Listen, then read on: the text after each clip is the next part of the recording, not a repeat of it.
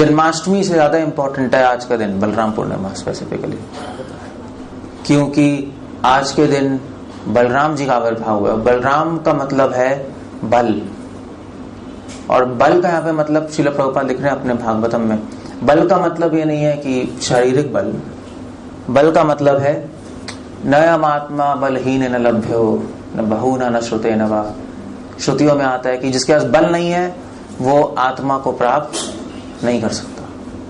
आत्मा मतलब कृष्ण, ये वाली आत्मा नहीं, हमारी आत्मा। आत्मा के दो मतलब है, एक आत्मा और एक परमात्मा। वो ना आत्मा को प्राप्त कर सकता है ना परमात्मा को। सो बल मतलब जो बलहीन है, कहने का मतलब है जिसमें बलराम जी का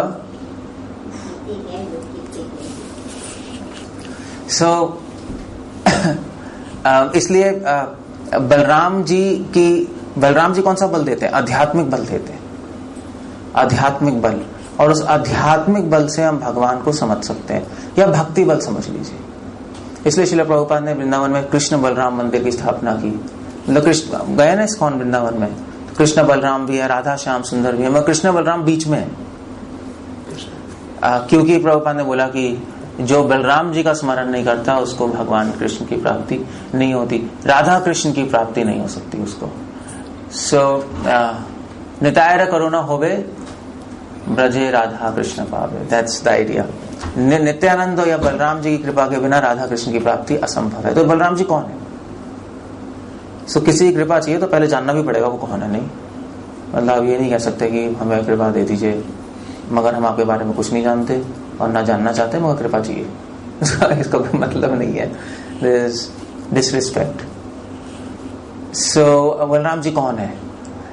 श्रीमद् भागवतम के 10th कैंटो के 79 चैप्टर का जो आखिरी श्लोक है उसमें सुखदेव गोस्वामी कह रहे हैं कि यह अनुस्मरेत रामस्य अनंत अद्भुत विक्रम, कि जो रोज दिन रात जो रोज बलराम जी का स्मरण करता है, और कैसे बलराम जी जिनके कर्म बहुत अद्भुत है, अनंत है, अनंत लीलाएं अद्भुत कर्म है, उसको निश्चित रूप से भगवान कृष्ण की कृपा की प्राप्ति होती है। प्रभुपाद पॉपट में लिख रहे हैं कि अद्भुत कर्म का मतलब क्या है। सुखदेव गोस्वामी कह रहे हैं जिनके कर्म अद्भुत है। आप सोचोगे अद्भुत कर्म का मतलब या भगवान है तो उनके कर्म अद्भुत हो गई, बट अद्भुत कर्म का मतलब है कि बलराम जी के क्रियाओं को आप समझ नहीं सकते बहुत आसानी से, असंभव है। अगर बलराम जी का लीलाएं पढ़ोगे जो कि ऑफ कोर्स कम है कृष्ण भगवान की लीलाओं के कंपैरिजन में, तो वो समझना मन से अगम्य है, अचिंत्य है। अचिंत्य खलुए भावा नताम स्तर के नहीं हो चाहिए। मैं आपको थोड़े एग्जांपल्स बताऊंगा बलराम जी की लीला में जो कि कंफ्यूजिंग है, और जबकि ऐसा लगेगा उन लीलाओं में कि बलराम जी एक्चुअली कृष्ण के एंटी हैं, पर बलराम जी है नहीं। बलराम जी भगवान कृष्ण का ही दूसरा रूप है। प्रभुपाद ने कृष्ण लीला में लिखा है कि बलराम जी और कृष्ण में क्या अंतर है। प्रभुपाद कह रहे हैं कि अंतर है उनके शरीर का रंग। कृष्ण क्या है? श्याम सुंदर है, घन श्याम है, और बलराम जी का रंग गौर है, श्वेत, वाइटिश है, बस ये अंतर और कुछ नहीं है। ये हो सकता है कृष्ण भगवान येलो ड्रेस पहनते हैं, पीताम्बर कहते हैं ना, और बलराम जी क्या कौन सी ड्रेस पहनते हैं? नीली, तो उनको नीलांबर कहते हैं। नीलांबर कह सकते हो। बस ये इतना थोड़ा सा फर्क है। और ये हो सकता है कृष्ण भगवान मुरली रखते हैं अपने साथ, और बलराम जी क्या रखते हैं? हल रखते हैं। बलराम जी कृष्ण भगवान और बलराम जी दोनों ने दिखाया कि सबसे इंपॉर्टेंट हमारी लाइफ में है मुरली, मतलब गाय। मुरली गाय के लिए रखी थी ना भगवान ने। एटलीस्ट एक्सटर्नल रीजन ये था। इंटरनल रीजन था अपने भक्त को आनंद देने के लिए, गोपियों को बुलाने के लिए। वो एक्सटर्नल रीजन मुरली गाय के लिए रखी थी। जब भगवान जाते थे वन में गायों को चराने, तो फिर गाय चली जाती, बहुत सारी गायें होती थी भगवान वन में चराने आ रहे थे। कितनी गाय थी कृष्ण भगवान के पास? 9 लाख कुछ, वो तो ब्रज में थी। मगर गाय चराने जाते थे, हजारों गाय चराने आते थे पूरे गाँव की, और फिर जब वन में चरने जाती थी तो इधर उधर चली जाएंगी, फिर बुलाएंगे कैसे? सो या तो एक एक नाम से बुलाओगे। तो वो भी भगवान करते थे। तो कदम कदम टेर एक जगह है वृंदावन में, वहां पे खड़े होके और बुलाते थे गायों को, जो भी उनका नाम होता था, मृदंग मुखी और जो भी बुलाते थे। बट कितने लोग कितने गायों को नाम से बुला लेंगे, वो तो पूरी रात ही हो जाएगी, घर भी जाने। तो मुरली बजाते थे वो, और गाय मुरली के पास सुन के भाग के अपने आप आ जाती थी। सो मुरली प्रतीक है गायों का, और बलराम जी के पास हल है, वो प्रतीक किसका है? खेती का। सो कृष्ण बलराम मतलब कृष्ण बलराम की पूजा मतलब खेती और गाय। दैट्स कुछ स्कॉलर ऐसा कहते हैं, एटलीस्ट श्रील प्रभुपाद अपने पॉपट में ऐसा लिखते हैं कि असली लाइफ कृष्ण बलराम की प्राप्ति करनी है तो आपको, अगर रियली में प्राप्ति करनी है तो लैंड पे रहो, खेती करो, गाय रखो और अपना भजन करो। Simple living, high thinking, just one aspect. So Balram ji Balram ji कोई अंतर नहीं, बलराम जी कृष्ण ही है, बजरंग अलग, कृष्ण का ही वैभव प्रकाश है, यूं समझ लीजिए। कृष्ण भगवान ने अपने आप को एक्सपैंड किया और अपने आप को दो में बनाया, और एक रूप कृष्ण ही रहेगा, एक रूप बलराम बन गया, ये समझ लीजिएगा। दैट्स ऑल, उससे ज्यादा कोई अंतर नहीं है। सो बलराम जी स्वयं भगवान है, स्वयं भगवान होगा नहीं। इस जैसे राधा रानी कौन है?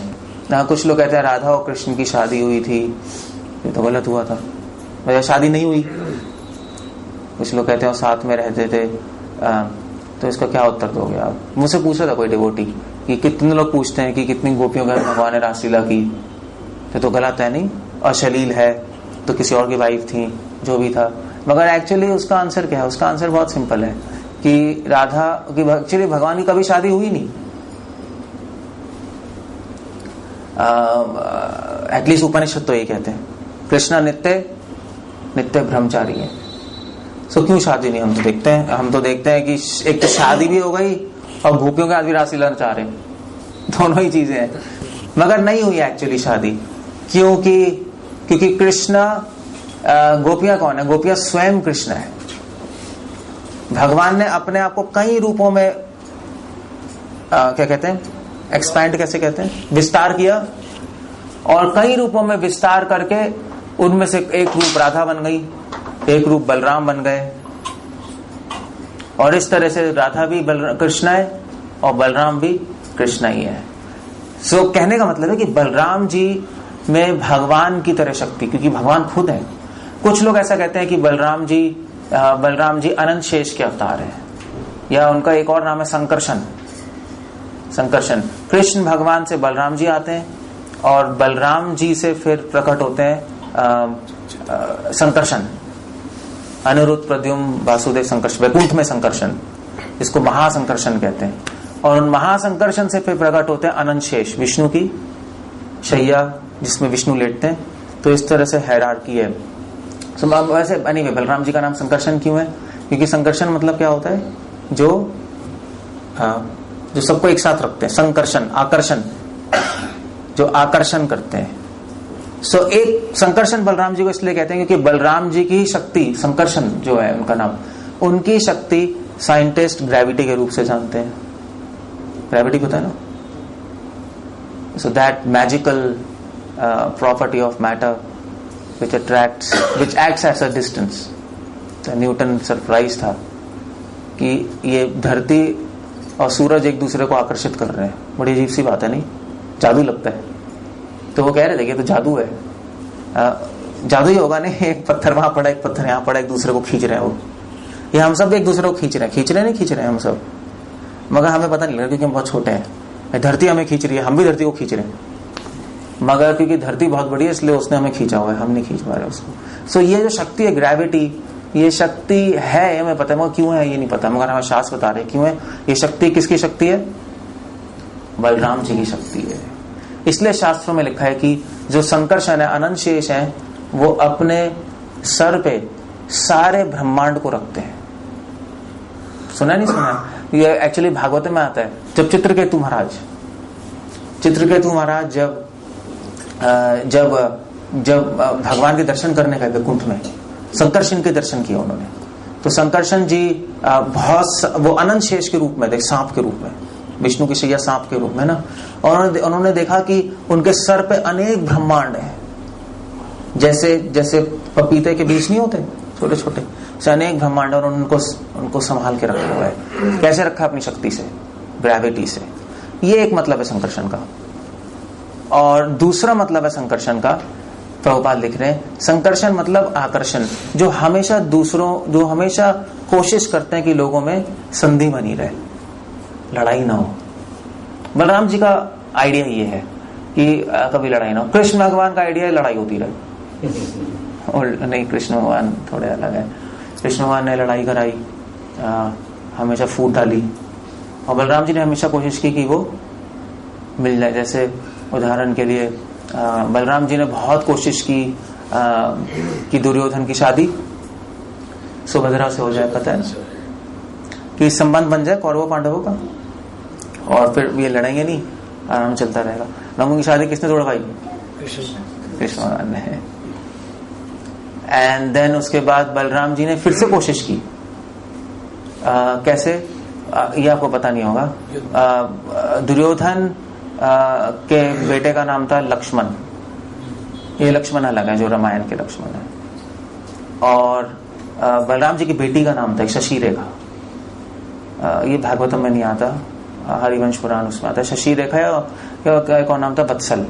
तो बलराम जी ने चलो ठीक है, सुभद्रा की शादी तो नहीं हुई अर्जुन से, मैं अपनी बेटी की शादी कर देता हूँ दुर्योधन के बेटे के साथ। तो सॉरी, सुभद्रा की शादी दुर्योधन से नहीं हुई, तो मैं अपनी बेटी के दुर्योधन के बेटे के साथ कर दूंगा।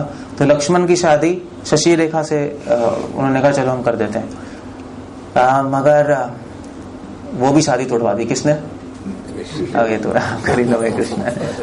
वो कैसे तोड़वाई मैं बाद में बताऊंगा। फिर बलराम जी ने सोचा कि ये तो संधि हो ही नहीं रही है, तो बलराम जी ने फिर आखिरी चीज सोची कि अब मैं दुर्योधन की बेटी थी एक, जिसका नाम था लक्ष्मणा, और कृष्ण भगवान का एक पुत्र था जिसका नाम था सांबा या सांब कह लो, तो जाम्बवती और कृष्ण के पुत्र थे। उन्होंने तो चलो सांब की शादी करा देते हैं लक्ष्मणा से। तो उन्होंने कहा सांब से कि जाओ अब कर लो, मतलब प्रपोज कर लो। तो वो शादी कृष्ण भगवान ने तुड़वाई नहीं थी, मगर कृष्ण भगवान की वजह से टूटी थी। That's all the same thing. I'll tell you why.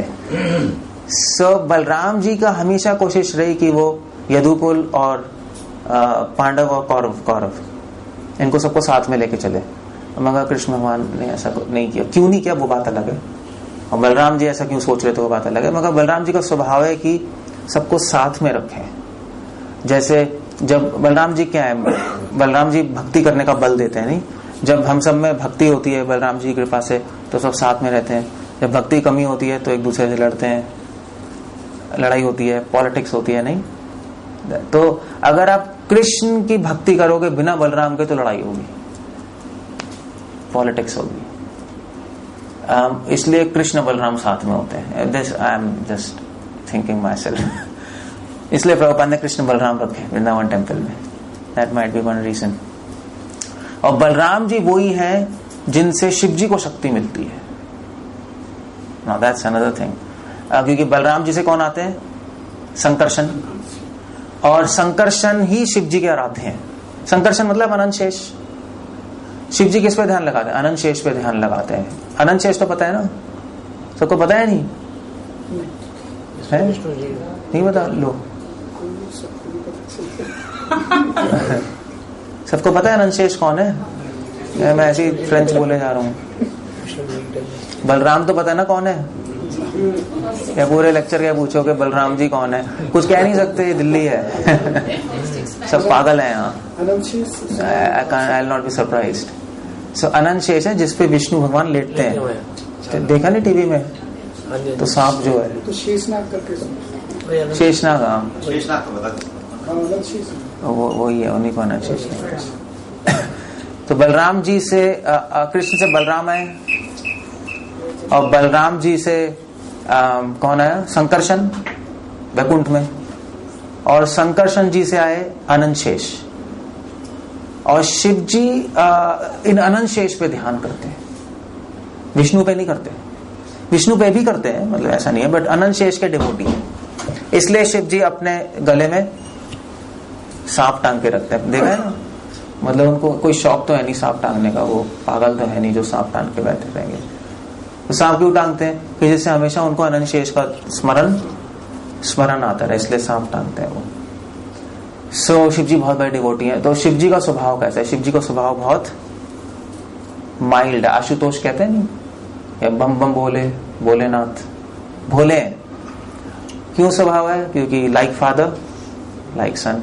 क्योंकि अनंत शेष और बलराम जी भी बहुत सिंपल रहते हैं। बलराम जी माइल्ड है, नहीं हमेशा साथ में रखते हैं, सबको बना के रखना चाहते हैं। तो शिव जी का स्वभाव भी ऐसा ही है, वो भी भोले हैं, साथ में रखते हैं। मगर बलराम जी का जब गुस्सा आता है तो बहुत ज्यादा आता है, ये भी बात है। ऐसे शिव जी को भी जब गुस्सा आता है तो प्रलय हो जाती है। So that quality is Shiv ji में। मगर जो anyway, तो बलराम जी जो है उनका स्वभाव है कि वो सॉफ्ट भी हैं और जनरली माइल्ड है, काम है, पॉलिटिक्स नहीं करते और हमेशा सीधे साधे सबको साथ में रखना चाहते हैं। उनका स्वभाव ऐसा है।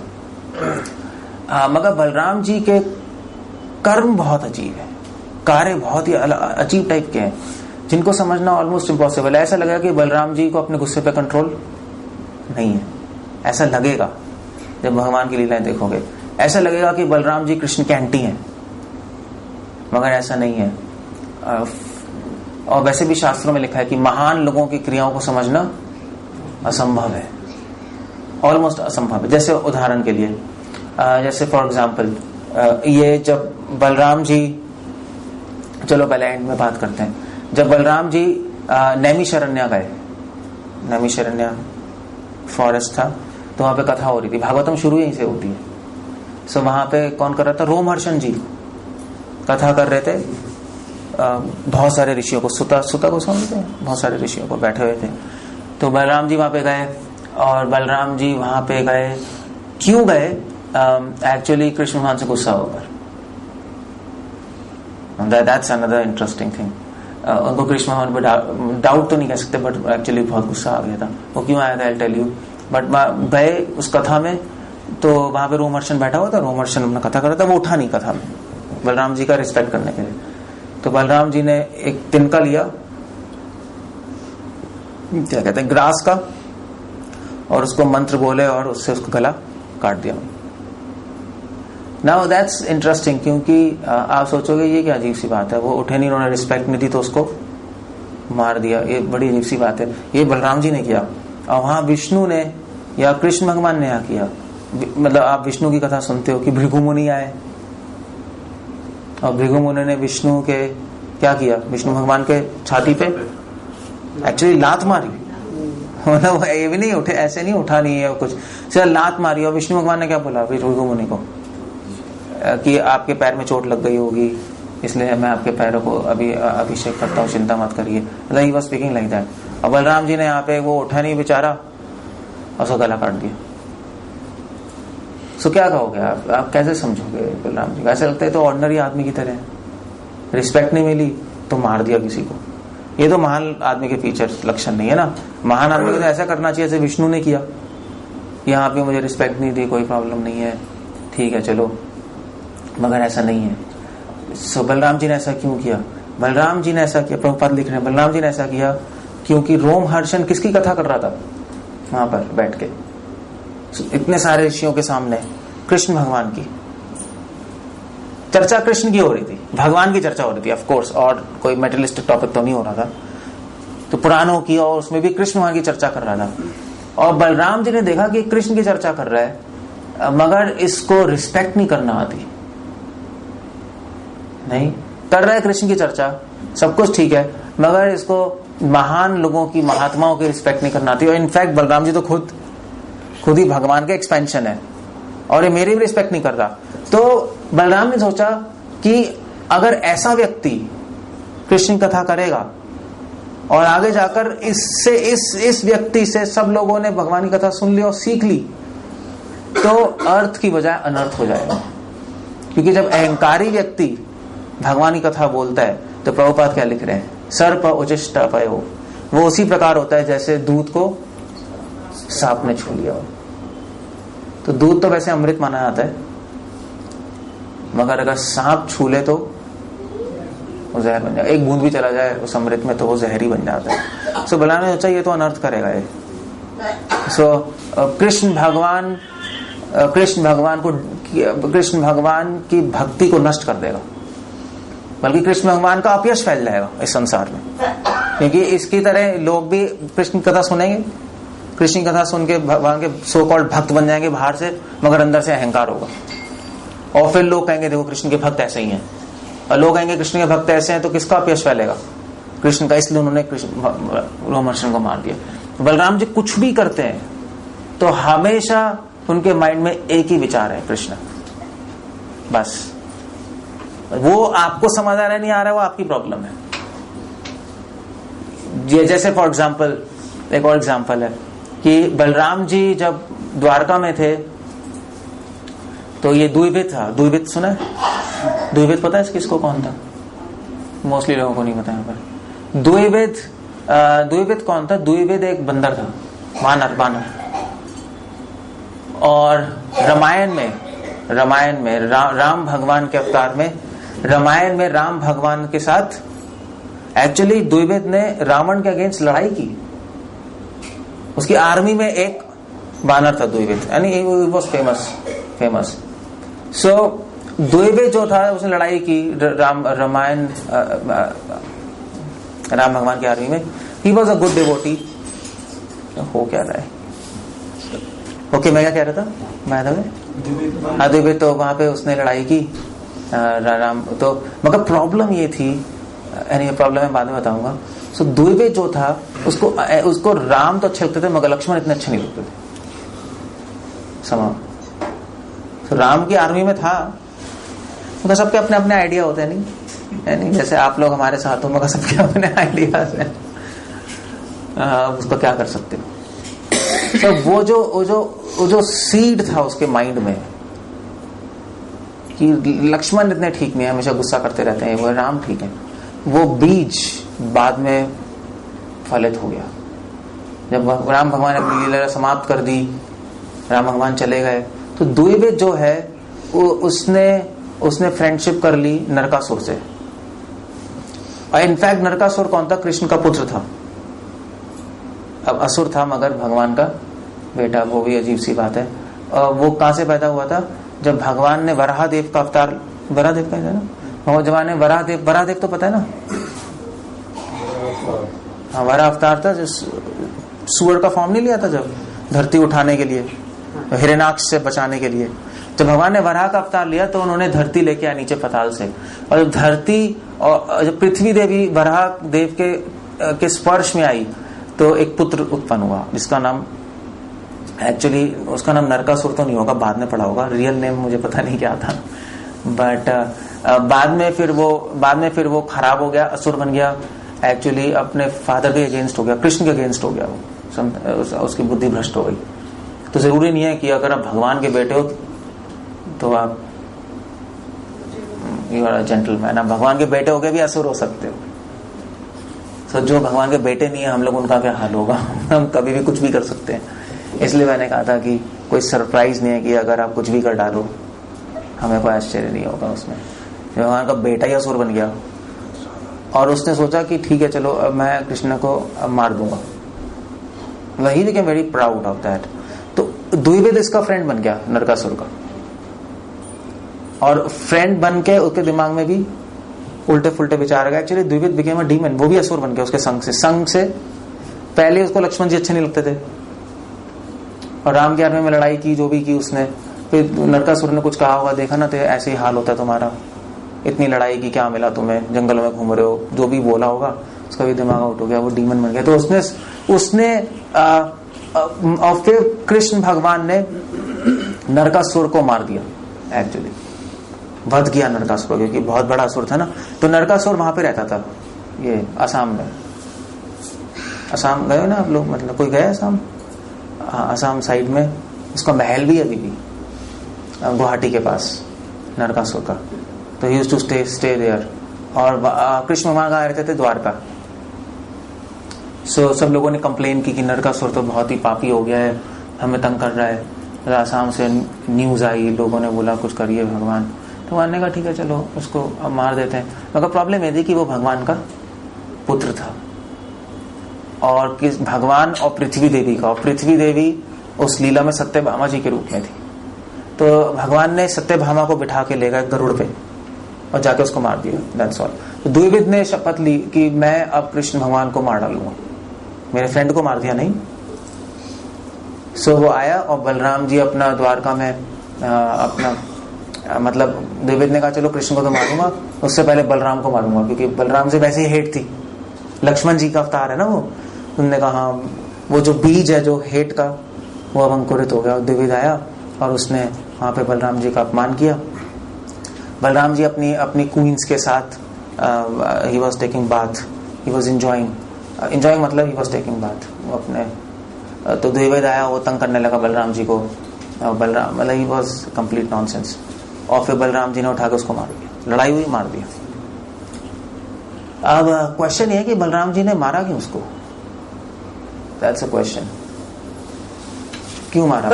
क्या है ये, मतलब ऐसे मारना पीटना ये सब क्या हो रहा है? बलराम जी ने बहुत लड़ाई की। सो क्यों मारा? तो बलराम जी ने क्यों मारा, उसके पीछे एक बहुत बड़ा कारण है। अब मैंने बताया बलराम जी क्या सोच रहे हैं हमेशा। बलराम जी हमेशा कृष्ण के बारे में सोच रहे हैं और कुछ नहीं सोच सकते। वो एक्चुअली कुछ सोच ही नहीं सकते। जैसे हम लोग अपने सिवाय कुछ नहीं सोच सकते, ऐसे ही बलराम जी भगवान के सिवाय कुछ नहीं सोच सकते। नहीं, आप लोग अपने को छोड़ के कुछ नहीं सोच सकते। अल्टीमेटली आप प्रोग्राम में भी अपने लिए आए हो कि मैं बलराम पूर्णिमा अटेंड कर लूंगी या कर लूंगा, है नहीं? भक्ति भी हम इसलिए करते हैं मेरा फायदा हो जाएगा। तो हम अपने बारे में सोचते रहते हैं, वो हम हटा नहीं सकते। ऐसे बलराम जी हमेशा कृष्ण के बारे में सोचते हैं। तो बलराम जी को कोई प्रॉब्लम नहीं थी कि द्विविद ने मुझ पे अटैक किया, मेरा डिसरिस्पेक्ट किया, दैट्स नो प्रॉब्लम। जैसे रोमहर्षण ने बलराम जी का डिसरिस्पेक्ट किया, बलराम जी को कोई प्रॉब्लम नहीं थी। मगर बलराम जी को ये प्रॉब्लम थी कि रोमहर्षण के एक्शन के ऐसे भगवान कृष्ण का अपयश होगा, इसलिए मार दिया। ऐसे द्विविद ने जब बलराम जी का निरादर किया, बलराम जी को कोई प्रॉब्लम नहीं थी। ठीक है, मगर बलराम जी ये सोच रहे थे, ये जीवा गोस्वामी लिखते हैं गोपाल चंपू में, कि बलराम जी उससे कुछ ही दिन पहले व्रज होके आए थे। व्रज तो पता है ना क्या होता है? क्या होता है? वृंदावन का एक हाँ, वृंदावन का एक नाम है। सो भगवान वृंदावन होके आए थे, उससे कुछ महीने पहले ही कृष्ण भगवान ने बलराम जी को भेजा था। कृष्ण भगवान ने 2 जनों को भेजा था वृंदावन, बलराम जी और उद्धव को। तो जीवा गोस्वामी लिख रहे हैं उद्धव पूर्ण आख्यानम बलराम पूर्णम आख्यानम। मतलब बलराम जी और उद्धव को दोनों को भेजा था कि ब्रजवासियों को थोड़ा, बहुत दुखी थे ना भगवान के, तो उनको थोड़ा शांत कर दें, भगवान के बारे में बताएं, थोड़ा शांत हो जाएंगे। दोनों के दोनों प्रॉमिस करके आए थे वहां व्रज में कि हम कृष्ण को वापस जरूर लेके आएंगे। इनफैक्ट बलराम जी ने जरूर प्रॉमिस किया था। और जीवा गोस्वामी लिख रहे हैं कि बलराम जी ने प्रॉमिस कर दिया था, वो टूट सकता नहीं, भगवान को जाना ही पड़ेगा। सो बलराम जी ने बोला कृष्ण से आकर के भी मैं तो प्रॉमिस करके आऊँ, तुम्हें व्रज जाना है वापस, तुम द्वारका में बैठे हो, तो फिर अब मैं प्रॉमिस, भगवान ने कोई प्रॉब्लम, तुम्हें प्रॉमिस किया तो वो तो टूट सकता ही नहीं है। सो बलराम जी ने भी देखा व्रजवासी बहुत दुखी हैं, बहुत दुखी हैं बिना भगवान के। एक्चुअली उससे पहले बलराम जी से पहले उद्धव गए थे। उद्धव ने देखा कि व्रजवासी बहुत दुखी हैं। उद्धव ने बोला मैं भगवान को बोलूंगा आप जल्दी आइए वापस ब्रज, आपके बिना सारे ब्रजवासी मर जाएंगे। मगर उद्धव जी ज्यादा कुछ कर नहीं पाए, क्योंकि उद्धव जी तो भगवान के सेवक है ना। मगर बलराम जी भी बोल के आए मैं कृष्ण को लेके आऊंगा पक्का वापस। और वापस गए तो बलराम जी ने कहा अब तो जल्दी जा लेना आना पड़ेगा, कुछ करना पड़ेगा। तो बलराम जी ने सोचा कि कृष्णा द्वारका में इसलिए बैठे थे कि कृष्ण भगवान को कई असुरों को मारना था। अभी जो भी भगवान का अवतार तो इसलिए हुआ है ना, धर्म संस्थापनार्थाय संभवामि योगे विनाशाय च दुष्कृताम। सो भगवान द्वारका कहते थे कि भाई मैं आराम से सारे खलनायकों को असुरों को मार डालूंगा, सो बलराम ने कहा भी भगवान को व्रज लाने का एक ही रास्ता है, जब सारे असुर मर जाएंगे तो भगवान अपने आप वृंदावन चले जाएंगे। तो बलराम ने सोचा चलो ठीक है, मैं भी भगवान की थोड़ी हेल्प कर देता हूँ, तो मैं भी असुरों को जल्दी जल्दी मार देता हूँ, कृष्ण ही मार रहे हो, जब सब मर जाएंगे तो अच्छा हो जाएगा। तो जब बलराम जी ने द्विविद को देखा तो भगवान बलराम ने सोचा चलो इसको मार देता हूँ जल्दी से, 2-3 को मैं भी साफ कर देता हूँ, और भगवान का वृंदावन में जाना आसान हो जाएगा, जल्दी चले जाएंगे। सो बलराम जी ने द्विविद को इसलिए नहीं मारा क्योंकि डिसरिस्पेक्ट किया है या उसका उनके फ्रेंड नरकासुर, कि बलराम जी अपने माइंड में ये सोच रहे थे कि जल्दी से भगवान को वृंदावन ले जाएंगे, और इसलिए इसका वध बहुत जरूरी है इस पॉइंट ऑफ टाइम पे। और ये ऐसे बलराम जी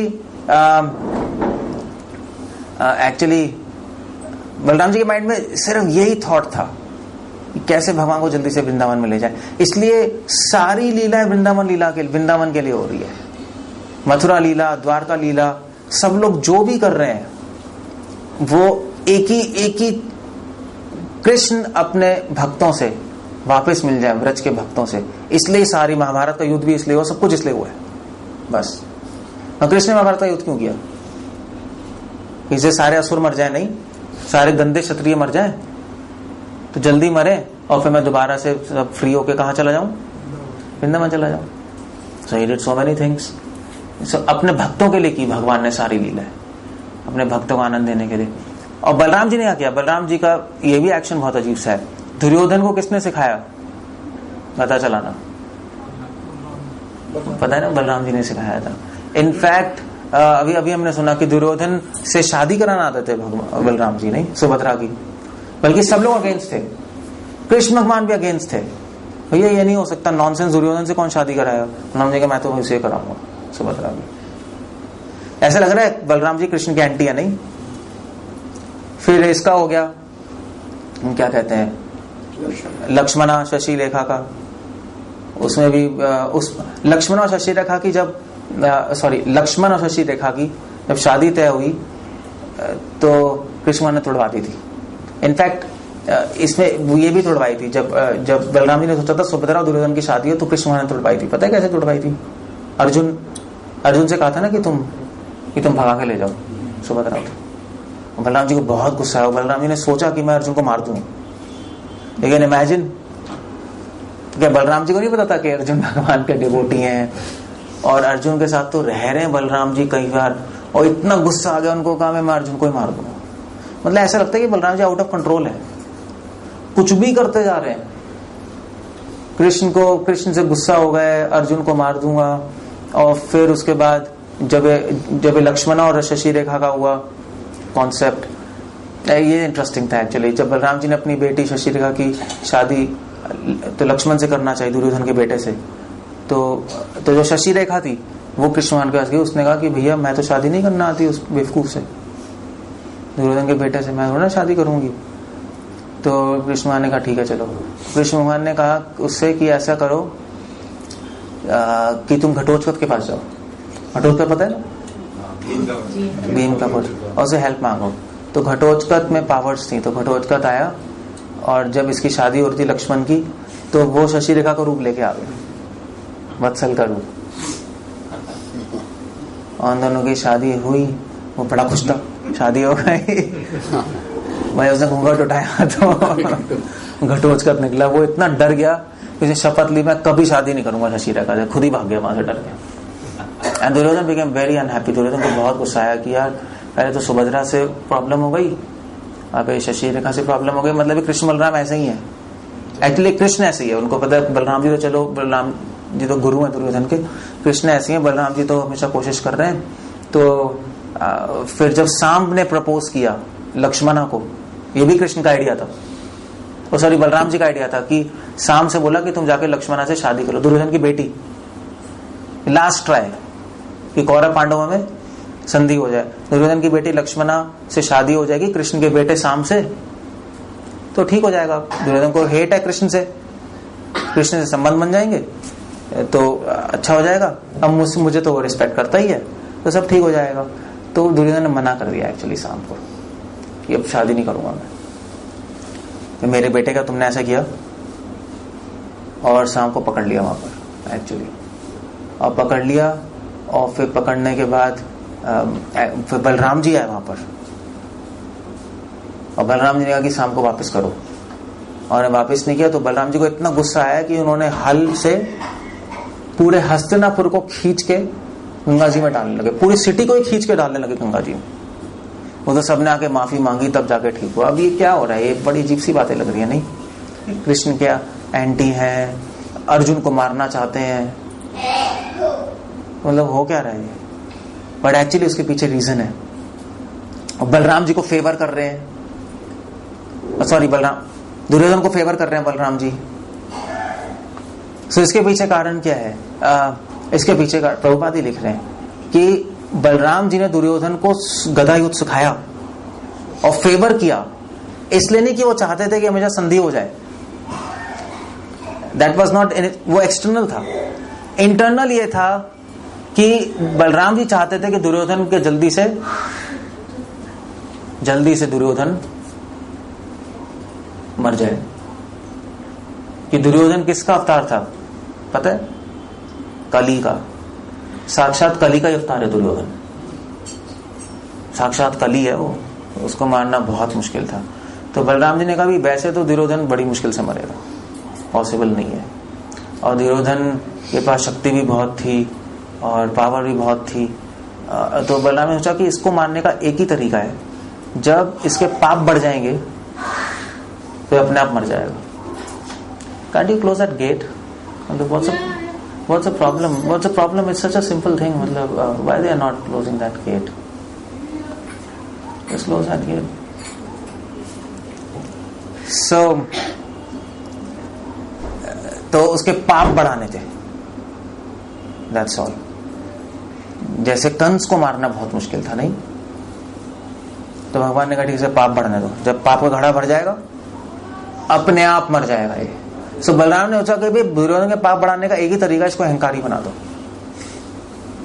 तो बलराम ने कहा ठीक है चलो मैं ही इसको गदा युद्ध सिखा देता हूं, इसमें इतना अहंकार आ जाएगा कि ये फिर वैष्णव अपराध करना शुरू हो जाएगा नहीं, और इसको ये भी लगने लगेगा देखो बलराम जी मेरे साथ हैं, इस बात का अहंकार आ गया इसको। दूसरी बात कि उसने कहा अब तो मैं संसार के सबसे बेस्ट गुरु से गदा युद्ध सीखा है, मुझे कोई नहीं हरा सकता, और अब मैं सारे पांडवों को मार दूंगा, ये कर दूंगा वो कर दूंगा। जितना अहंकारी हो गया तो बहुत जल्दी उसकी मृत्यु उसके सामने ही थी। इनफैक्ट जब दुर्योधन और भीम की लड़ाई हुई थी अंत में, पता है ना आपको? महाभारत के बिल्कुल अंत में दुर्योधन और भीम की लड़ाई हुई थी, जब दुर्योधन पानी में जाके छुप गया था, फिर उनको निकाला बाहर, फिर दुर्योधन भीम की लड़ाई हुई। तो वहां पर बलराम जी आए, वहां पर बलराम जी वहां पे तीर्थ यात्रा करने गए हुए थे, वो आए और उन्होंने देखा आए, तो शायद कृष्ण और युधिष्ठिर महाराज पांडव अर्जुन सोच रहे थे ये बलराम जी कर रहे हैं यहाँ पर, मतलब ये अब कुछ गड़बड़ करेंगे। सो बलराम जी आए वहां पर, उन्होंने भीम से और दुर्योधन से कहा भैया तुम दोनों लड़ो मत, कोई फायदा नहीं लड़ने का, और उन्होंने कोशिश की रोकने की। एटलीस्ट एक्सटर्नली ऐसा लग रहा है, मगर एक्चुअली इंटरनली बलराम जी ने कहा दुर्योधन तुम भी मत लड़ो, भीम भी नहीं लड़ेगा, क्योंकि इस लड़ाई का कोई हल नहीं आएगा, क्योंकि तुम दोनों इक्वल पावर के हो। एटलीस्ट भीम के पास पावर है, तुम्हारे पास टेक्निक है, बलराम जी ने बोला, क्योंकि मैंने तुम्हें सिखाया है। तुम अपनी शक्ति से नहीं हार सकता, तुम अपने जो गदा युद्ध के जो टेक्निक्स है उसके ऐसे नहीं हारोगे, तो युद्ध चलता रहेगा, बंद कर दो। मगर दोनों ने सुनी नहीं, और दोनों फाइट करते रहे। बलराम जी वहां से गुस्सा होकर, एक्चुअली बलराम जी को कृष्ण पे भी गुस्सा आया, ये क्या है यार, ये अर्जुन और ये मेरी सुन ही नहीं रहे लोग। बलराम जी वहां से चले गए। तो ऐसा लग रहा है कि बलराम जी ने कृष्ण पे गुस्सा किया, और वहां कृष्ण के एंटी हैं, कृष्ण पे गुस्सा कर दिया कि आपने अर्जुन से सुभद्रा को भगवा दिया, ये क्या कर दिया। मगर एक्चुअली ऐसा कुछ नहीं था। बलराम जी सोच भी नहीं सकते भगवान कृष्ण के एंटी होने की, क्योंकि कृष्ण खुद ही तो है वो। आप अपने एंटी हो सकते हो कभी? आप अपने दुश्मन बन सकते हो कभी? आप प्लानिंग कर सकते हो मैं अपने आप को मारूंगा? होता है कभी नहीं ऐसा। आप सुसाइड जरूर कर सकते हो, मगर अपने दुश्मन नहीं बन सकते आप कभी। क्यों हो सकता है? आपसे पूछे आपका सबसे बड़ा, मैं अपना दुश्मन बन गया हूं, मुझे बहुत हेट है अपने आप से, ऐसा कभी नहीं होगा। इम्पॉसिबल है। सो बलराम जी कभी भी भगवान कृष्ण के एंटी नहीं हो सकते। वो तो बलराम जी ने इसलिए बलराम जी ने वहां पर ऐसा दिखाया भगवान के एंटी होना, वो एक ही कारण से। कोई बता सकता है? कोई दिमाग लगा सकता है क्यों एंटी हो गए थे? क्यों भगवान जी सुभद्रा जब शादी हुई कृष्ण, जब कृष्ण ने अर्जुन को भगा दिया सुभद्रा से, तो भगवान बलराम जी बहुत गुस्सा हुए थे। उन्होंने कहा तो अर्जुन को मारूंगा, कृष्ण को भी बोला तुमने ऐसा क्यों कर दिया? क्यों हो गया ऐसा?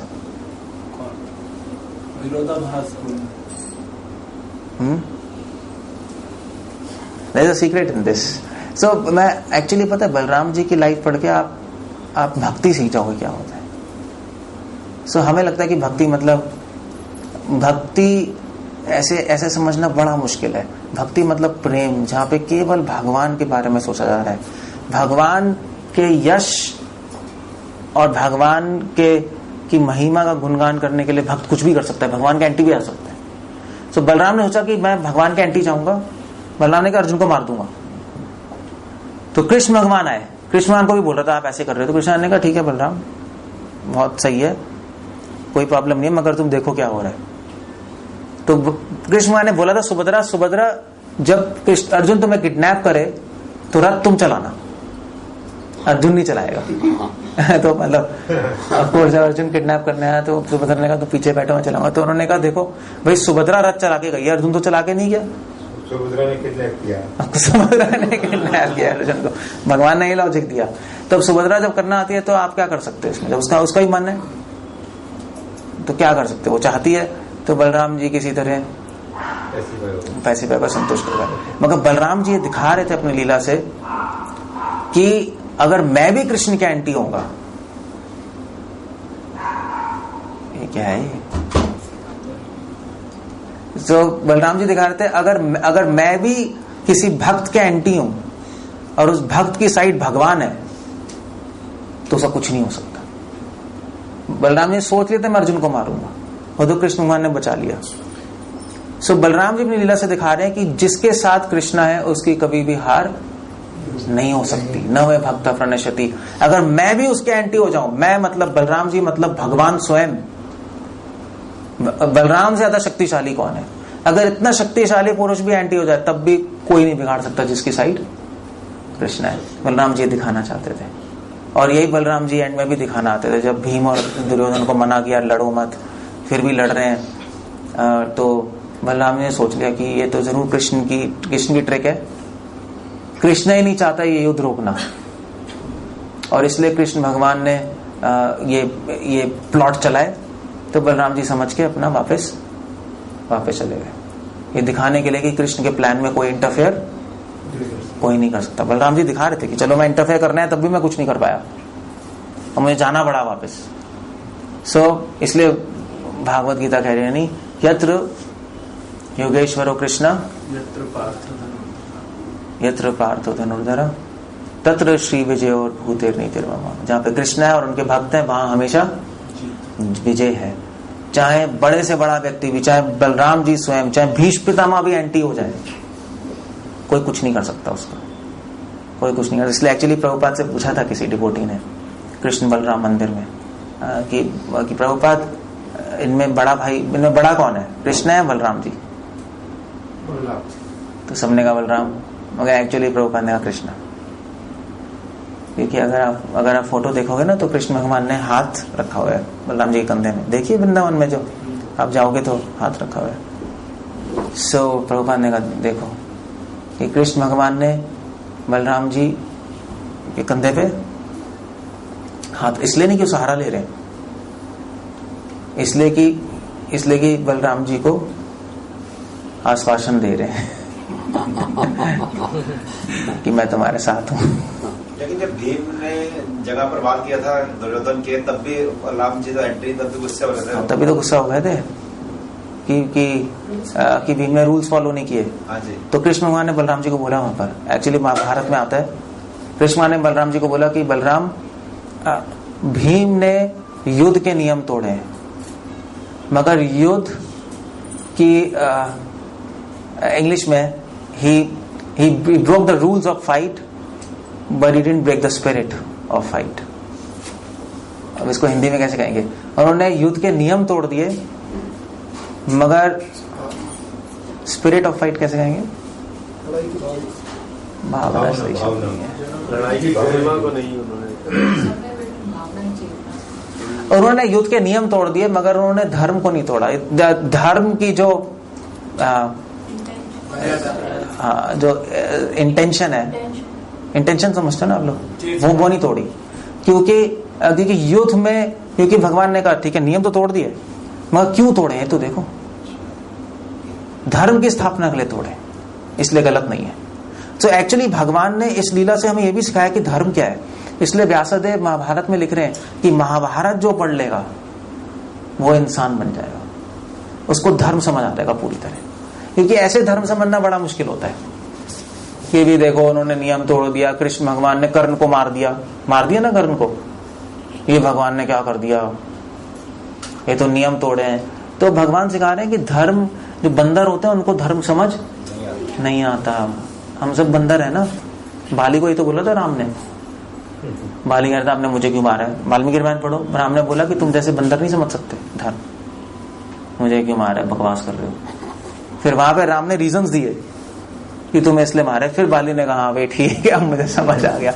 सो हम जैसे लोग धर्म नहीं समझते, इसलिए महाभारत लिखा है।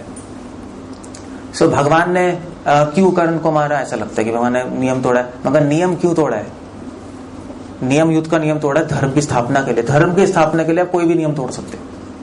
अच्छाई के लिए तो आप कुछ भी कर सकते हो ना, अच्छाई के लिए कुछ भी करना बुराई थोड़े ना, वो तो अच्छाई हो गई। सो इसलिए भगवान ने यहाँ पे बोला, वो एक्चुअली शिक्षा देने के लिए। मगर बलराम जी गुस्सा हो गए थे। सो बलराम जी की गुस्सा हो गया। भगवान ने समझाया, बलराम जी समझ गए और बलराम जी चले गए। सो बलराम जी दिखाना चाहते थे कि कृष्णा बहुत इंटेलिजेंट है। कृष्ण एक्चुअली, बलराम जी प्रूव करना चाहते थे कि भगवान ने जो भी युद्ध में किया है, महाभारत के युद्ध में छल नहीं किया। तो भगवान के मुंह से उन्होंने निकलवा दिया कि ये सब क्यों कर रहे हैं। और एंड में महाभारत में भगवान ने बोल दिया कि भी जो भी मैं कर रहा हूं वो संसार के कल्याण के लिए कर रहा हूं, तो खराबी नहीं। और फिर भगवान ने कहा चलो हो गया, वापस चले। सो ये लोगों के माइंड में कंफ्यूजन ना रह जाए, इसलिए बलराम जी ने जानबूझ के ऐसा किया। सो इस तरह से बलराम जी हमेशा भगवान के बारे में सोच रहे हैं। इसको कहते हैं भक्ति। सो भक्ति के लिए आप भगवान के एंटी भी हो सकते हो। यू कैन इमेजिन, ये रियल भक्ति है। मतलब अभी तो चलो हम ये सोच भी नहीं सकते भगवान के एंटी होना, ये करना, अभी तो ये सब सोच लेंगे तो सीधा नरक चले जाएंगे। मगर एक महाभारत में, कृष्ण लीला में बलराम जी स्वयं भक्ति है ना, भक्ति का बल देते हैं। तो बलराम जी की कृपा से आप में भी ऐसा बल आ जाएगा कि आपका फोकस हमेशा भगवान के आनंद पे रहेगा, और उसके लिए आप कुछ भी करने को तैयार हो जाओगे। लौकिक मर्यादा तोड़नी है तोड़ दोगे, वैदिक मर्यादा तोड़नी है तोड़ दोगे। केवल आपके सामने एक ही लक्ष्य होगा कि भगवान को आनंद देना है। वो बलराम जी सिखा रहे अपनी लीलाओं से। इसलिए बलराम जी का चरित्र पढ़ना बहुत जरूरी है, जो कि बहुत कंफ्यूजिंग है, कॉन्ट्रडिक्टरी है, मगर अगर आपने समझ लिया तो आपको भक्ति करना आ जाएगी। फिर आपको ये नहीं, आपको अभी तो आप सोचते हैं भक्ति करना क्या, भक्ति करना क्या है कि थोड़ा लेक्चर सुनना, अपना जप कंप्लीट करना, ये सोचते हैं ना हम लोग, या प्रसाद लेना। मगर ये है, मगर ये शुरुआत है, दी एंड नहीं है। ये तो ये समझते थे कि हम बलराम जी दुर्योधन के पक्ष में थे, ऐसे ही सोचते थे ना हम लोग सब। मगर ऐसा, बट बलराम जी अपनी, इसलिए बलराम जी ऐसी उल्टी फुल्टी चीजें कर रहे हैं हमें, हमारे माइंड को एक एक्सपैंड करने के लिए कि भक्ति के लिमिट्स देखो क्या है। नहीं, सिर्फ भक्ति ऐसा नहीं कि थोड़ा कीर्तन कर लिया, जप हो गया और हो गया, वो तो हम सोचते हैं। मगर भक्ति की जो सीमा है वो असीम है। भक्ति कहां कहां जा सकती है और कैसे कैसे काम करती है अभी हम सोच भी नहीं सकते। वो सब दिखाने के लिए बलराम जी लीला कर रहे हैं। कृष्ण कुछ अलग दिखाने के लीलाएं कर रहे हैं, गोपियां कुछ अलग दिखाने के लीलाएं कर रही हैं। तो ये सारी चीजें समझने से हम मैच्योर हो जाते हैं। मैच्योर, एक मैच्योरिटी आ जाती है कि भक्ति क्या है। वरना हम बहुत एक न्यूफाइट प्लेटफॉर्म पे रह जाएंगे इसलिए बलराम जी की कृपा के बिना मैच्योर नहीं हो सकते। नया महात्मा बलहीन न लभ्य हो, नहीं हो गया मैच्योर। आपको सिर्फ लगेगा कि थोड़ा जप करना, थोड़ा प्रसाद लेना, यही भक्ति है। कुछ लोगों को तो वो भी नहीं लगता। कुछ लोगों को लगता है कि थोड़ा लेक्चर सुन लें बस उतना काफी है, वो भक्ति है। कुछ लोग तो वैसे भी नहीं है। कुछ लोग सोचते हैं कीर्तन गा लो वो भक्ति है। मतलब बहुत ही लो प्लेटफॉर्म है अभी डिवोशन का। मतलब भीष्म पितामह के लिए भक्ति क्या थी? भगवान पे तीर चलाना। यू कैन इमेजिन, भगवान को मारना वो भक्ति थी उनके लिए। ये कैसे हो गया, हमें तो समझ ही नहीं आ रहा, ऐसे कैसे हो सकता है? बट ऐसे ही था। भगवान ने बोला था भीष्म को, भीष्म अगर तुम मेरे एंटी नहीं होगे तो ये युद्ध नहीं होगा। ये दुर्योधन किसके बल पे युद्ध कर रहा था? भीष्म। तो जैसे बलराम जी ने दुर्योधन की साइड ली, ऐसे भीष्म ने भी दुर्योधन की साइड ली कि दुर्योधन का अहंकार बढ़ जाए और उस अहंकार के चक्कर में अंधा हो जाए। वो भी देख पाए कि कृष्णा सामने है। उसने कहा गीता में देख लो कि भीष्म मेरे साथ है। भीष्म के बल पे ही लड़ रहा था, कर्ण के बल पे नहीं। अगर भीष्म नहीं होते तो फिर न कर्ण भी चूहा बन के बैठ जाते, दोनों बैठ जाते एक साइड में, कुछ नहीं कर सकते दोनों। सो अहंकार बढ़ाने के लिए भीष्म रहे। और कृष्ण ने बोला कि तुम्हें सेवा करनी है मेरी, मेरे एंटी रहना है। उसका अहंकार आखिरी दम तक तुम्हें उसके साथ रहना है, उसका बल बढ़ता रहे, वो मेरे एंटी काम करता रहे, सारे गंदे राजाओं को लाएगा और हम दोनों मिलके, कृष्ण बलराम, हम दोनों उन सबको मार देंगे। हमारा मिशन सक्सेसफुल हो जाएगा। धर्म संस्थापनार्थाय संभवामि होगी। और भीष्म पितामह अंतिम समय तक भगवान की सेवा करते रहे। He sacrificed his life. So ये इसलिए इससे तो बलराम इसलिए भगवान के भक्त इतनी सारी लीलाएं करते हैं। और भगवान के एंटी काम करने को अच्छा थोड़ा ना लगता है उनको, नहीं। चीर हरण में भी साथ दिया भीष्म पितामह जी ने उस समय। भीष्म पितामह को कृष्ण ने बोला था कि कुछ करना मत तुम, एक दिन पहले। कृष्ण ने बोला था भीष्म को एक दिन पहले जाकर कि कल जो होगा आपको कुछ करना नहीं है, ये मेरा ऑर्डर है। कि जिससे दुर्योधन को और फेथ आ जाए कि भीष्म मेरे साथ ही है, वरना दुर्योधन युद्ध नहीं कर सकता। तो उसको पूरा फेथ, उस इंसिडेंस के बाद दुर्योधन को पूरा फेथ आ गया कि भीष्म अब हमारे साथ ही है भैया। ठीक है, मतलब चाहे जैसे भी हो, चाहे मन से नहीं हो, मगर धर्म और कुल की मर्यादा से तो अटके हुए हमारे साथ, हमारी हेल्प करेंगे। मतलब इतना होने के बाद भी उन्होंने कुछ नहीं किया तो फिर तो हमारी हेल्प करने वाले हैं। उसका डाउट, सारे संशय खत्म हो गया, क्लियर हो गया। उसने कहा चलो यार अब हम कर सकते हैं। So that's a great plan there. तो भगवान के प्लान को समझना यही भक्ति है। और मैं बताया था कि बलराम जी ने जो भी भगवान के एंटी काम किया उसमें उनको अच्छा थोड़ा ना लगा होगा, नहीं, दुख तो होता ही है, भगवान के एंटी काम कर रहे हैं। तो सबसे बड़ी सेवा थी बलराम जी की, ऐसे बिहेव करना, एंटी होना, गुस्सा करना भगवान पे, ये सबसे बड़ी सेवा थी। भीष्म की सबसे बड़ी सेवा थी। और ये सेवा महान भक्तों को मिलती है, जो भक्त समझते हैं कि एक्चुअली भक्ति क्या है। सो इसलिए आज बलराम जी से हम प्रार्थना कर सकते हैं कि भगवान बलराम जी हमें एक्चुअली भक्ति सिखाएं कि भक्ति क्या होती है। हमें आशीर्वाद है कि हम भक्ति को समझ पाए, सिर्फ भक्ति को प्रैक्टिस नहीं करते रहे अंधाधुन होकर।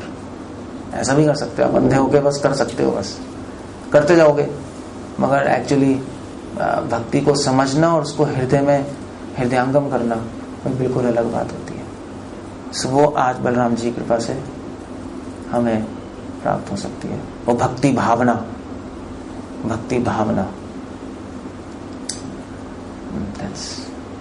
बलराम जी का एक नाम क्या है? और हलधर है। ये क्या पकड़ते हैं भगवान? एक और नाम है बलभद्र भी नाम है। हलायुध बलदेव तो बलदेव। एक और नाम है दाऊ जी। दाऊ जी के भैया, कृष्ण का नहीं है। आज बहुत खाते हैं वृंदावन में। एनीवे, हरे कृष्णा। कुछ रोहिणी नंदन, कुछ पूछना, कुछ कहना? स्टॉप है। हरे कृष्ण। पिछले साल आपने बताया कि कुछ गुरु का भी रोल। बलराम जी आदि गुरु है हमारे। बलराम क्यों गुरु है? क्योंकि बलराम जी सिखा रहे हैं ना भक्ति हमें, अपनी क्रियाओं से, अपने शब्दों से, इसलिए बलराम जी हमारे आदि गुरु हैं। जो बलराम जी को नहीं समझेगा वो भगवान की भक्ति नहीं समझ सकता कभी। इम्पॉसिबल है, इम्पॉसिबल, नहीं समझ पाओगे। ओके, कोई क्वेश्चन है? जिसमें युद्ध चल रहा था तो भगवान श्री कृष्ण ने चक्र पहिया मारने के लिए जो उठाया, पहिया हाँ, भीष्म और अर्जुन के पैर पकड़ रहे हैं। भीष्म वो भक्ति थी, वो उसमें या उनकी इच्छा पूर्ति के लिए कर रहे थे। किस लिए कर रहे थे? किसकी पूर्ति के लिए? भीष्म पितामह ने प्रतिज्ञा ले रखी थी कि कृष्ण जी प्रतिज्ञा ले रखी थी मैं युद्ध में कुछ शस्त्र नहीं उठाऊंगा, लेकिन जो भीष्म पितामह को मारने के पहिया उठा रहे हैं, अर्जुन के पैर पकड़ रहे हैं। तो किसकी भक्ति क्या बात कर रहे हैं? भक्ति बात नहीं कर रहा, ये ऐसा अपनी प्रतिज्ञा तोड़ रहे हैं वहां पर भगवान जो है। भगवान ने दिखा रहे मैं अपने भक्त के लिए अपनी प्रतिज्ञा भी तोड़ सकता हूँ, मेरी प्रतिज्ञा कोई रोल नहीं है। प्रेम के सामने सब कुछ तोड़ सकते हैं, अपने भक्त की रक्षा के लिए सब कुछ कर सकते हैं भगवान, धर्म की स्थापना के लिए कुछ भी कर सकते हैं। फायदे क्या? अपनी प्रतिज्ञा पे अटके हुए नहीं, फायदे क्या? उसे कर्ण भी तो इसलिए मरा है, अपनी प्रतिज्ञा पे तो अटका हुआ था। दुर्योधन ने मेरी मदद की थी, मेरा मान सम्मान रखा था, बताया ना उनको जब अर्जुन से फाइट हुई थी, इसलिए मैं उसको कभी नहीं छोड़ सकता। कृष्ण भगवान ने आके समझाया भी भाई तुम उन सबके भाई हो अभी तुम उसके छोड़ दो, आ जाओ तो तुम्हें राजा बना देंगे, सम्राट पूरे संसार का। उसकी बुद्धि में घुसा ही नहीं, क्योंकि वो अपनी प्रतिज्ञा पे अटका हुआ था। सो अपनी प्रतिज्ञा पे को अपनी प्रतिज्ञा भी रखना एक तरह से स्वार्थी है कि मैं ऐसा सोच रहा हूं और ऐसी होगा ऐसी होगा, चाहे आपको स्पष्ट दिखाई दे रहा है कि ये अधर्म होगा, इससे जो निष्कर्ष है वो इसका फल गलत होगा, और फिर भी अपनी प्रतिज्ञा पे अटके, उसको फायदे क्या प्रतिज्ञा का? भगवान ने तोड़ दी प्रतिज्ञा। भगवान ने कहा टू हेल विद दिस प्रतिज्ञा, नॉनसेंस है। अगर भीष्म नहीं मरेंगे आज तो युद्ध खत्म ही नहीं हो सकता, बल्कि एक्चुअली अर्जुन मरने वाला था उस दिन। भगवान पहिया नहीं उठाते, अर्जुन गया था, अर्जुन मर जाता, तो भगवान ने उठा लिया भैया। कॉन्सेप्ट है, मगर हायर कॉज के लिए तोड़ सकते हैं, वरना तो तोड़नी नहीं चाहिए प्रतिज्ञा। अपने लिए प्रतिज्ञा बने, अपने लिए तोड़ दी, ये तो नॉनसेंस है। हायर कॉज के लिए प्रतिज्ञा की कोई वैल्यू नहीं है, ये वो भी तो प्रतिज्ञा है। एक भगवान की 2 प्रतिज्ञा थी, एक धर्म की स्थापना होना संसार में, एक युद्ध में नहीं उठाना। तो कौन सी प्रतिज्ञा आता है इंपॉर्टेंट है। सो एक प्रतिज्ञा के लिए दूसरी प्रतिज्ञा तोड़ी गई, अपने एंजॉयमेंट के लिए नहीं तोड़ी। हाँ यार मेरा मन नहीं कर रहा, अब क्या करें, उठा लेते हैं चलो। That's actually complete nonsense. नहीं, वो हम लोग ऐसा करते हैं, नहीं यहाँ ठीक है, हम अब रोज मंगल आरती उठेंगे सुबह सुबह, यार मन नहीं कर रहा, नींद आ रही है, तोड़ देते हैं, आज नहीं उठेंगे। हम लोग ऐसे कमीने हैं, सॉरी। हम लोग, भगवान ऐसे नहीं है। भगवान ने संसार के कल्याण के लिए तोड़ी, अपने लिए तोड़ ही नहीं सकते वो लोग, अपने प्रतिज्ञा तोड़ ही नहीं सकते वो लोग। पांडव नहीं तोड़ सकते। द्रौपदी ने बोला नहीं था पांडवों को कि बांट के खा लो, सॉरी कुंती ने द्रौपदी के लिए बोला था ना, और पांडवों ने शादी कर ली 5 ने और दैट्स फनी, मतलब एक ऐसी बोल दिया माँ ने, माँ के वचन रखने के लिए, धर्म पालन करने के लिए उन्होंने कहा भाई अधर्म हो जाएगा, हम नहीं कर सकते। क्योंकि उस टाइम अगर वो मना कर देते तो वो अधर्म हो जाता, क्योंकि अपने स्वार्थ के लिए नहीं करते ना शादी।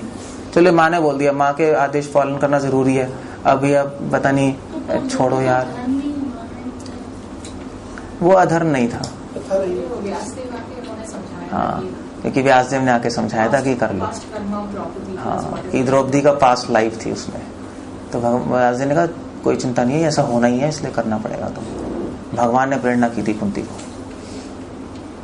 सो भगवान के प्लान्स परफेक्ट हैं, वो तो हमें डिवोटी से समझने पड़ेंगे। महाभारत में तो नहीं लिखी हुई कुछ बातें, महाभारत में लिखी हुई है, मगर आपको से पहले भीष्म पितामह से भगवान श्री कृष्ण में तो ये भी नहीं है। हाँ, सब चीजें नहीं है, ये जिक्र नहीं है उसमें, वो और पुराणों में है। इसलिए तो कहा कि महाभारत भक्तों के हाथ पढ़ो, भक्तों का नहीं पढ़ेंगे तो half knowledge is very dangerous. Half knowledge,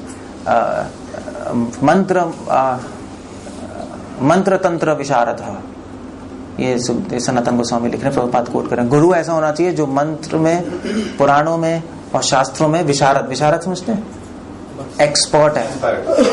तब वो आपकी कॉन्ट्रडिक्शन सॉल्व कर देगा, आपको बता देगा। खुद से पढ़ने से तो महाभारत खुद ही पढ़ लोगे, अकल्याण हो जाएगा। खुद से कुछ भी पढ़ना, खुद से गीता भी पढ़ लोगे ना, आप असुर बन सकते हो गीता पढ़ के 100%। हो सकता है नहीं हो सकता है? हो गया, मैंने तो गीता पढ़ी है, मैं असुर कैसे बन जाऊंगा? बन जाओगे। आप गीता पढ़ के मुझे आके बोलोगे चलो नीचे उतरो, मैं बोलूंगा लेक्चर। क्यों भैया क्या हो गया? आपने कितनी बार गीता पढ़ी है? मैंने चलो 50 बार, मैंने 1000 बार पढ़ी है। आप क्या कर रहे हो ऊपर बैठ के? ये हो जाएगा। सो खुद से पढ़ने से तो गड़बड़ी है सब, इसलिए खुद से कभी नहीं पढ़ना चाहिए। इसलिए खुद से पढ़ के बलराम जी को थोड़ा ना समझ पाओगे, कोई नहीं समझ सकता। तभी तो बलराम जी कोई पूजा नहीं करता। आज समझ में आया तो पता ही था। तो वही बात है। Okay, so that's it. Hare Krishna. Srila Prabhupada की जय। श्री बलराम जी की जय। बलराम पूर्णिमा की जय।